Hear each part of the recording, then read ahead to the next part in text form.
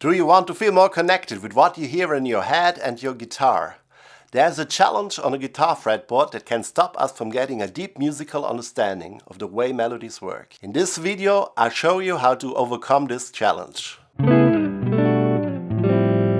If you play these two notes and rely only on physical sensation, and then we'll play these two notes, it would be really hard to understand that they have the same distance between them. With distance, I mean half steps in between them. They are 12.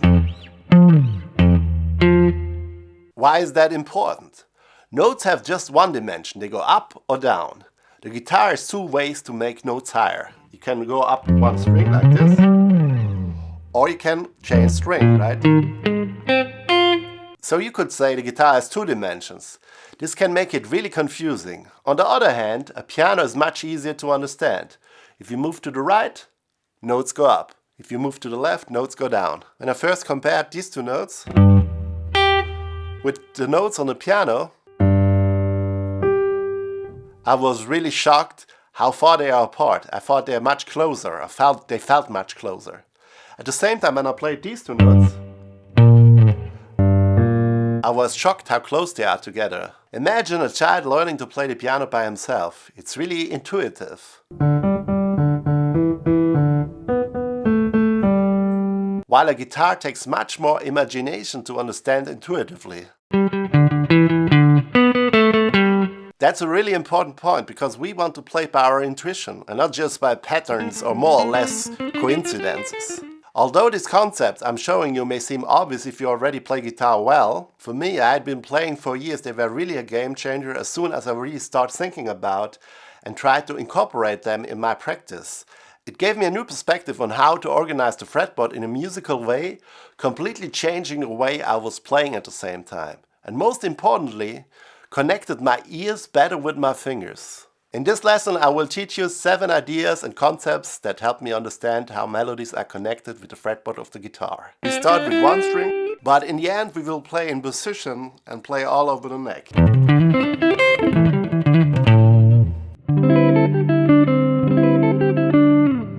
It's clear that it's important to learn all the notes on the guitar with their names, C, D, and so on.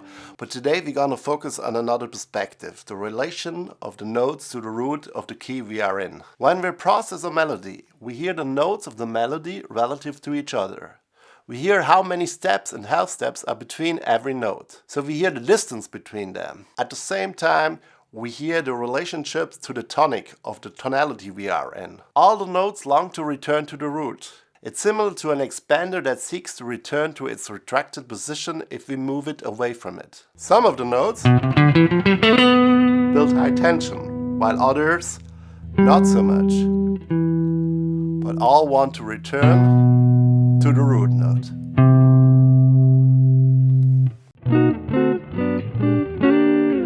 Any of the 12 existing notes can serve as the root. For instance, we are now in C. So in C, the 7th note is a B, and the B wants to return to the root, the C. You can really clearly hear the tension and the release. It's not the B what has a built-in tension and the C has a built-in resolution. It is only because it's the 7th note, in that case in C, and it's the root note in C. So if we move now up to D flat, the C from before, what was the most stable one, is now the one with the most tension, because it's now the 7th note in D flat, and it wants to return to the new root, the B flat. So you could say we used some magic. We changed the C from a stable note to a really unstable note. Since we perceive everything relative to each other, we need a system to organize our fretboard in the same way, where we can see the relationship between the root and the other notes. The system we're gonna use for that uses the major scale as a reference. The major scale is built by 2 whole steps, a half step, 3 whole step, a half step. To make things easier, we just play now on one string. Again, as I said before, we just want to play on one dimension because it's easier to comprehend. So we use the B string, but we start on the 1st fret. So this is our root, the C, but that it's a C is not so important. What's important is that it's our root. We call it 1. Then the next step, we call it 2, is a whole step apart. And a whole step on guitar is 2 frets. A half step is 1 fret, so we move up to the 3rd fret. Now we move from the 2nd degree to the 3rd degree. Again a whole step, so we're in the 5th fret. Then we move up a half step because we go from the 3rd degree to the 4th degree. And then we go from the 4th till the 5th degree. And now we go to the 6th, to the 7th. And between the 7th and the 1 or the 8, what is again the root, is a half step again.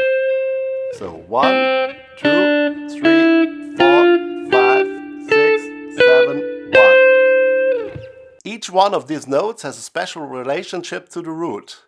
Now that we gave you the name through the numbers, we can learn to hear the notes with their function. We hear how a 3 sounds, not how an E sounds. This is an E, but we hear the 3. An E has in all other 11 keys a different role and will sound different to us. We can now create with this basic idea all possible scales and chords. If the scale we want to learn has a different scale degree, we use a B in front of the number. Or a sharp, depends. The B is to go a half step lower and the sharp to go a half step higher. For example, the natural minor scale would look like this and sound like this.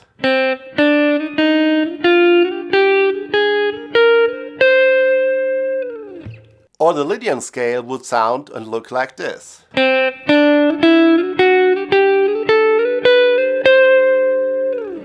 Now we can compare different scales with each other on the standpoint of their function. What degrees are the same, which ones change?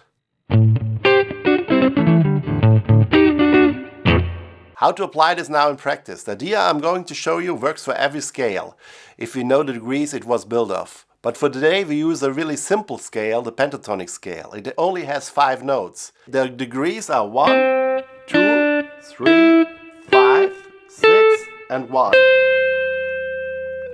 We can play it first up and down one string to get familiar with the sound of it.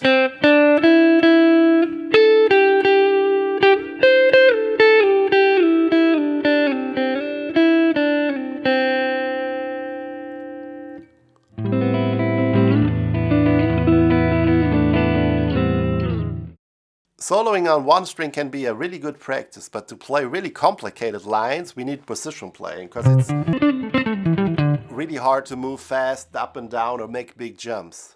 That's why we have 6 strings. It's not just to make it more complicated. So we have to find a way to get from this 1 string dimension to the 2 dimension. And for that we're gonna use a really basic pentatonic shape that everyone sooner or later will use.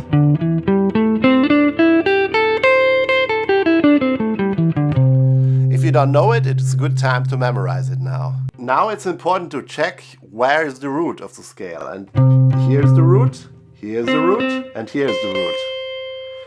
Through knowing where the root is, we can really easily find where the other notes are, because it's 1, 2, 3, 5, 6, 1. So we can improvise between these 2 roots.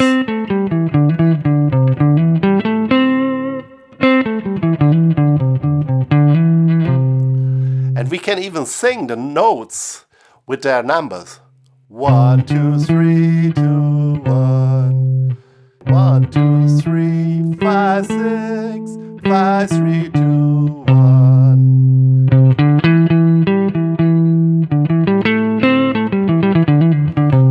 And so on. The next step is we play the next octave. It's 1, 2, 3, 5, 6, 1.